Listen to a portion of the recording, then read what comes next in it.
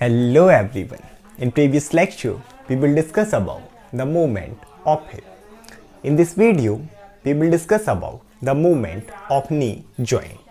Knee joint का सीधा सीधा मतलब है हमारी हो जो ना घुटना और बाकी अच्छा इसके अलावा जितना हम जॉइंट पढ़ रहे हैं बार बार हिप जॉइंट हो शोल्डर जॉइंट हो इस जॉइंट को भी हम डिटेल में अलग से पढ़ेंगे।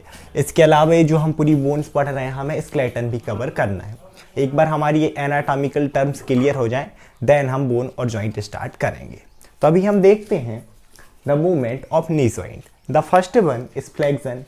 अब फ्लेक्शन क्या होता है? द फ्लेक्शन ऑफ नी, हमारे नी के जो सिंपल फ्लेक्शन है उसका सिंपल सा मीनिंग है बेंडिंग ऑफ नी, मतलब नी को बेंड करना। अगर आप लोगों को दिख पा रहा होगा इस वाले उसमें नी को बेंड कर लेना, मतलब नी को जैसे ये है हमारा, अगर इसको आप सपोज कर लो कि ये है आपका क्या, इसे आप सपोज कर लो कि ये है हमारा थाई, फिर इसके बाद इसे आप सपोज कर लो कि हमारा लेग, तो इस तरीके से बेंड करना। लेकिन ये एंटीरियर जरा इसमें जस्ट ऑपोजिट होगा कि आप इसको क्या करो, इस लेग को पीछे ले जाके बेंड करो। नी को बेंड करना समझ पा रहे हो ना, कुछ इस तरीके से क्या कर लेना, बेंड कर लेना। तो अगर आप इस कंडीशन में आप देखोगे जब भी हम नी को बेंड कर रहे हैं तब क्या हो रहा है कि आप देखना कि इसका जैसे हमने देखा था फ्लेक्शन ऑफ एल्बो, उसमें हमने देखा था कि ये दोनों सरफेस पास आ रहे थे, मतलब हमारा क्या एल्बो बेंड हो रहा था जब हमने एल्बो में देखा था। तो चाहे हम इसको देखें एंटीरियर सरफेस और फोर आर्म और आर्म एक दूसरे के क्लोज आ रहे थे, इसका जस्ट ऑपोजिट हो जाएगा किसमें, हमारे नी जॉइंट में। इसमें क्या होगा कि जब हम इसे बेंड करेंगे पोस्टीरियरली तो हमारे चाहे ये हो हमारा थाई, उसका posterior surface as well as जो हमारा लेग रहेगा इसका पोस्टीरियर सरफेस एक दूसरे के पास आएगा। मतलब एक तो बेंडिंग ऑफ नी आप सिंपल डेफिनेशन बोल सकते हो, और आप नी को बेंड करके देखना कि आपका posterior surface of thigh and posterior surface of knee या sorry leg brought close to each other, ये दोनों एक दूसरे के पास आते हैं। अब एक्सटेंशन पेयर में ही देख रहे हैं, एक्सटेंशन इसका ऑपोजिट कर लो, मतलब बेंडिंग का ऑपोजिट, उस बेंडिंग को खोल दो। अब जैसे अगर हम इस बेंडिंग को मान लो बेंड था, इसे हम खोलेंगे तो देखो अब जो पोस्टीरियर सरफेस हैं किस किस के, थाई के एज वेल एज लेग के एक दूसरे से दूर जाएंगे। So this is extension of नी। इसके अलावा हमें दो मूवमेंट और देखने मिलते हैं। One is medial rotation.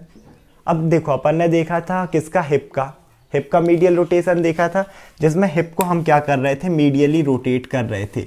उसी में हमने देखा था कि जब भी ये इस तरीके से मीडियली रोटेट होगा तो हमारी टोस भी मीडियली पॉइंट कर रही थी। तो आप अगर थोड़ा सा ध्यान देंगे ना, जब भी आप अपने लेग को मीडियली रोटेट करेंगे तो आप देखें ना कि आपका जो लेग होता है वो भी मीडियली रोटेट होता है। जब भी हिप का मीडियल रोटेशन उसी टाइम पर आपकी से हम बोलते हैं टीबिया बोन या फिर आप बोल सकते हो लेग, वो भी मीडियली रोटेट होता है और that is medial rotation of knee. The invert rotation of leg, ठीक है, या फिर tibia along with the femur, मतलब जब फीमर का मीडियल रोटेशन हो रहा उसी टाइम पर ये भी मीडियली रोटेट हो रही है, जैसे आप इनवर्ट भी बोल सकते हो क्योंकि इनसाइड जा रही है, आउटवर्ट को आप एक्सटर्नल बोल सकते हो। The last one is lateral rotation. ये भी क्या होगा, जब हमने देखा था हिप का एक्सटर्नल रोटेशन, मतलब हमारी जो हिप बोन है वो जा रही थी बाहर। अब जब वो बाहर जा रही थी तो हमने देखा था कि हमारे टोस भी लैटरली वो कर रहे थे फेसेस मिड लाइन से दूर।